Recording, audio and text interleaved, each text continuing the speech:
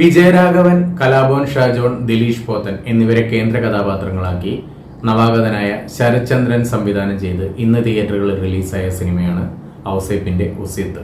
Michael എന്ന കഥാപാത്രമായി ദിലീഷ് പോത്തൻ, അദ്ദേഹം ഒരു തഹസിൽദാറാണ്. CI ജോർജ് എന്ന കഥാപാത്രമായി കലാഭവൻ ഷാജോൺ, റോയ് എന്ന കഥാപാത്രമായി ഹേമന്ത് മേനോൻ എന്നിവരാണ് സിനിമയിലെത്തുന്നത്. ഇവരെ കൂടാതെ ലെന, അഞ്ജലി കൃഷ്ണ, സെറിൻ ഷിഹാബ്, കനി കുസൃതി എന്നിവരൊക്കെയാണ് മറ്റ് കഥാപാത്രങ്ങളായി എത്തുന്നത്.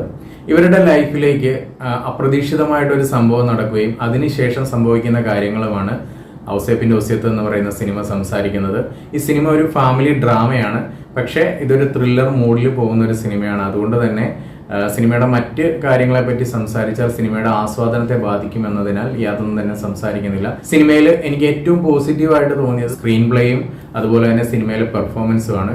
സ്ക്രീൻ പ്ലേ നിർവഹിച്ചിരിക്കുന്നത് ഫസൽ ഹസൻ എന്ന് പറയുന്ന ആളാണ്. വളരെ മനോഹരമായിട്ട് തന്നെയുള്ള ഒരു സ്ക്രീൻ പ്ലേ തയ്യാറാക്കാനായിട്ട് ഫസൽ ഹസൻ എന്ന ആൾക്ക് സാധിച്ചിട്ടുണ്ട്. അതുപോലെ തന്നെ സിനിമയിൽ ഏറ്റവും എടുത്തു പറയേണ്ടതാണ് സിനിമയിലെ പെർഫോമൻസുകൾ.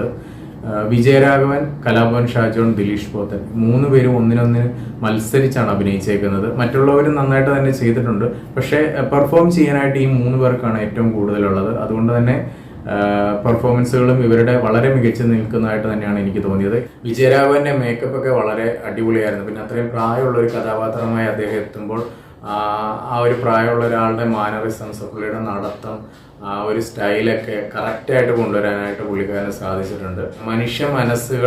മനുഷ്യ മനസ്സുകളെ നിയന്ത്രിക്കാൻ എല്ലാവർക്കും ഒരുപോലെ അല്ല സാധിക്കുന്നത്. ഓരോരുത്തർക്കും വ്യത്യസ്തമായിട്ടാണ് എന്നത് കൃത്യമായിട്ട് സിനിമയിലൂടെ വരച്ച് കാണിക്കുന്നുണ്ട്. ടെക്നിക്കൽ സൈഡിൽ സിനിമ വളരെ മികച്ചു നിൽക്കുന്നുണ്ട്. സിനിമാറ്റോഗ്രഫി നിർവഹിച്ചിരിക്കുന്നത് അരവിന്ദ് കണ്ണബിരനാണ്. എഡിറ്റിംഗ് നിർവഹിച്ചിരിക്കുന്നത് B. അജിത് കുമാർ. സുമേഷ് പരമേശ്വറാണ് സിനിമയുടെ മ്യൂസിക് നിർവഹിച്ചിരിക്കുന്നത്. ബാക്ക്ഗ്രൗണ്ട് സ്കോർ നിർവഹിച്ചിരിക്കുന്നത് അക്ഷയ് മേനോൻ. ഭയങ്കര ഫാസ്റ്റായിട്ട് പോകുന്ന രീതിയിലുള്ള ഒരു സിനിമയല്ല, കുറച്ച് സ്ലോ പേസിൽ പറയുന്ന ഒരു സിനിമയാണ്. അതുകൊണ്ട് തന്നെ എല്ലാത്തരം പ്രേക്ഷകരെയും തൃപ്തിപ്പെടുത്തുമോ എന്ന് എനിക്കറിയത്തില്ല. എനിക്ക് സിനിമ വളരെ ഇൻട്രസ്റ്റിംഗ് ആയിട്ടും വളരെ മികച്ചൊരു സിനിമയായിട്ട് തന്നെയാണ് തോന്നിയേക്കുന്നത്. അപ്പോൾ സിനിമ കണ്ടിട്ടുണ്ടെങ്കിൽ തീർച്ചയായിട്ടും നിങ്ങളുടെ അഭിപ്രായങ്ങൾ കമൻറ്റ് ബോക്സിൽ രേഖപ്പെടുത്തുക. നിങ്ങൾ കണ്ടിട്ടില്ല എന്നുണ്ടെങ്കിൽ തീർച്ചയായിട്ടും തിയേറ്ററിൽ പോയി കാണുക. പുതിയൊരു സിനിമയുടെ വിശേഷങ്ങളുമായിട്ട് അടുത്ത ദിവസം വരുന്നത് വരെ ഗുഡ് ബൈ.